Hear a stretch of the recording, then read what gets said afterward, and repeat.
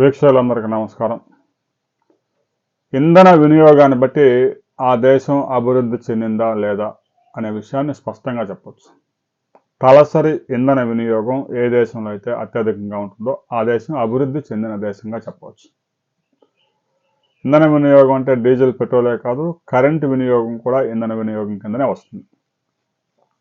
ప్రపంచంలో అగ్రరాజ్యాలు మనం చూసాం. America, China, Russia, Japan, Germany, Britain, France ఇలాంటి దేశాలన్నీ తలసరి విద్యుత్ వినియోగం మన దేశంతో పోల్చుకుంటే 30%, 30 రెట్లు, 40 రెట్లు, 50 రెట్లు, 200 రెట్లు కూడా అధికంగా వినియోగిస్తున్నారు.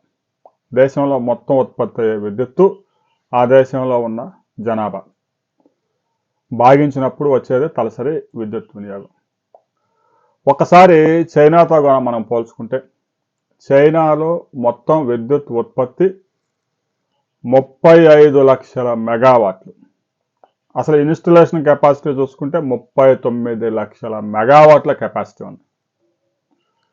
కేవలం సోలార్ విద్యుత్ రంగంలోనే 11 లక్షల మెగావాట్ల సోలార్ విద్యుత్తు చైనా ఉత్పత్తి చేస్తా ఉంది.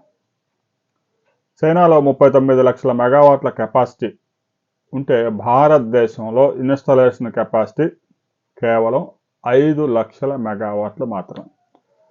మనకన్నా కూడా 800%, 8 రెట్లు అధికంగా చైనా ముందుంది. ఈ తలసరి వినియోగం కూడా అలాగనే ఉంటుంది. ఎందుకంటే జనాభా దాదాపుగా దగ్గర చైనాతో సమానంగా భారత్ ఒక అడుగు ముందే ఉంది కాబట్టి. రాబోయే 10 సంవత్సరాల్లో చైనా ఎలాంటి కాలుష్యం లేకుండా విద్యుత్ ఉత్పత్తి చేసుకునేందుకు ప్రణాళికలు రచిస్తోంది. చైనాలో తూర్పు ప్రాంతానికి, చైనాలో ఉన్న చివరి పశ్చిమ ప్రాంతానికి 2.5 గంటల వేరియేషన్ సమయంలో ఉండడం వల్ల కూడా కలిసి వస్తుంది. పశ్చిమ ప్రాంతాల్లో, పర్వత ప్రాంతాల్లో కూడా సోలార్ ఉత్పత్తి చేసి తూర్పు ప్రాంతాల్లో పీక్ అవర్స్లో చైనా విద్యుత్తును తరలిస్తూ ఉంది. ఇప్పటికే సోలార్ రంగంలో ప్రపంచంలోనే చైనా నెంబర్ 1 అని నిరూపించుకుంది. భారతదేశంలో కేవలం 1,40,000 మెగావాట్ల సోలార్ విద్యుత్ ఉత్పత్తి అవుతుంది. అది కూడా చైనా నుంచి దిగుమతి చేసుకున్న సోలార్ ప్యానెల్స్తో. భారతదేశంలో సోలార్ ప్యానెల్స్ ఇప్పుడిప్పుడే అదానీ కంపెనీ తయారు చేస్తూ ఉంది. కానీ చైనా నుంచి దిగుమతి చేసుకున్న సోలార్ ప్యానెల్స్ కన్నా కూడా అధిక ధర చెల్లించాల్సి వస్తూ ఉంది. అంటే ప్రపంచంలో అతి తక్కువ ధరకి ప్యానెల్స్ తయారు చేయడంలో చైనాను మించిన లేడు. విద్యుత్ ఉత్పత్తి మనం చూసాం. మొత్తం 39 లక్షల మెగావాట్ల కెపాసిటీ చైనాకుంటే మనకున్న కెపాసిటీ 5 లక్షల మెగావాట్లు.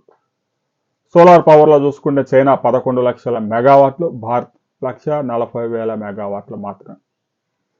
ఇక విండ్ పవర్ మన దగ్గర 54,000 మెగావాట్ల కెపాసిటీ ఉంది భారతదేశంలో ప్రస్తుతానికి. అదే చైనా 5,40,000 మెగావాట్ల విండ్ పవర్ ఉత్పత్తి చేస్తూ ఉంది. ఇక ఆటమిక్ ఎనర్జీ చూసుకున్నా కూడా అదే రేషియోలో భారత్, చైనా మధ్య అంతరం ఉంది. సగటు వినియోగం చూసుకున్నా కూడా తలసరి భారతదేశంలో ఒక వ్యక్తి వినియోగించే విద్యుత్ కన్నా కూడా చైనాలో 800% అధికంగా చైనా పౌరుడు విద్యుత్ వినియోగిస్తూ ఉన్నాడు. పారిశ్రామికంగా అభివృద్ధి చెందడం, పరిశ్రమలకు ఎక్కువ విద్యుత్ ఉపయోగించడం, అనేక వస్తువులు చైనా ఉత్పత్తి చేయడం, ప్రపంచ మార్కెట్ని చైనా వస్తువులు ముంచెత్తుతూ ఉన్నాయి.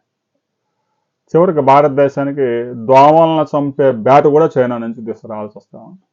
అలాంటి పరిస్థితుల్లో భారత్ ఉంది. ఇప్పుడిప్పుడే భారత్లో తయారు చేసేందుకు చాలా కంపెనీలు ముందుకు వస్తూ ఉన్నాయి. దీనివల్ల భారతదేశంలో కూడా యాపిల్ లాంటి సంస్థ మరికొన్ని సంస్థలతో టైప్ అయి ఇక్కడే మ్యానుఫ్యాక్చరింగ్ చేసి ఎక్స్పోర్ట్ చేస్తూ ఉంది. భారతదేశానికి కొంతవరకు కలిసి వస్తూ ఉంది. తాజాగా భారత్ ఇజ్రాయెల్తో చేసుకున్న ఒప్పందంతో భారత్లో మరో కీలక పరిశ్రమ ఒకటి రాబోతూ ఉంది, సెమీ కండక్టర్కి సంబంధించి. ఎందుకంటే ఏ పరికరం తీసుకున్నా కూడా, ఏ డివైస్ మనం ముట్టుకున్నా కూడా ఈరోజు సెమీ కండక్టర్లు అయితే పని కాదు. భారతదేశంలో ఇప్పటికే సెమీ కండక్టర్ల ఉత్పత్తి నామకే వాస్తే. దాని మార్కెట్ ప్రపంచవ్యాప్తంగా 60 లక్షల కోట్ల రూపాయల వ్యాపారం ఉన్న సెమీ కండక్టర్ ఇండస్ట్రీలో భారతదేశం వాటా 1% కూడా లేదు. ఇలాంటి పరిస్థితుల నుంచి బయటపడడానికి భారత్ కీలకంగా కొన్ని దేశాలతో ఒప్పందాలు చేసుకుంటూ ఉంది.